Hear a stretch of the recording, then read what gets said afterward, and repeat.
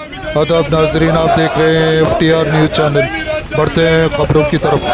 संगारेड्डी में BRS party की जानिब से हुकूमत के खिलाफ धरना मुनज़्ज़म किया गया। तेलंगाना रियासत के पहले साबिक़ chief minister Kalvakuntla Chandrashekar Rao KCR को जारी किए गए SIT नोटिस के खिलाफ संगारेड्डी में BRS पार्टी की जानिब से एहतजाजी धरना मुनज़्ज़म किया गया।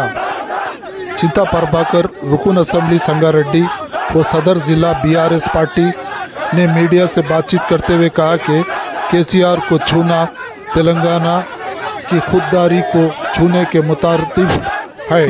इन्होंने हुकूमत पर सख्त तनकीद करते हुए कहा कि SIT नोटिस सियासी इंतखाम और कीना पर मबनी सियासत का हिस्सा है। పాటుపడ్డటువంటి మహనీయుడు కేసీఆర్ గారు దేశంలోనే కాదు ప్రపంచంలో ఈరోజు కేసీఆర్ పేరు మారుమోగుతూ ఉంటే మరి ఈ మూర్ఖంగా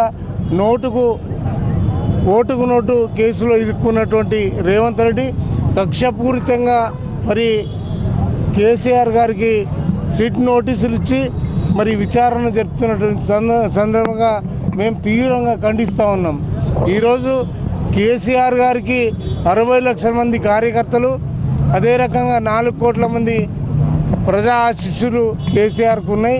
మరి రేవంత్ రెడ్డి కాంగ్రెస్ సర్కారును మరి బొందబెడితే పాతాళానికి వెళ్ళే పరిస్థితి ఉంటుంది। మరి ఈరోజు ఖచ్చితంగా రేవంత్ రెడ్డి కక్షపూరితంగా మాట్లాడి పైశాచికానందం పొందుతున్నాన్ని తీవ్రంగా ఖండిస్తున్నాం। విఘ్నులైన ప్రజలందరూ కూడా ఆలోచన చేస్తూ ఉన్నారు। ఇంత మూర్ఖంగా వ్యవహరిస్తున్నటువంటి తీరు మరి ఎండగడతాం। ఎన్నికలు ఎప్పుడు వచ్చినా అప్పుడు ఖచ్చితంగా రేవంత్ రెడ్డి కాంగ్రెస్ను బొందబెడతామని చెప్పి ప్రజలు తీవ్రంగా విమర్శిస్తూ ఉన్నారు। జై తెలంగాణ।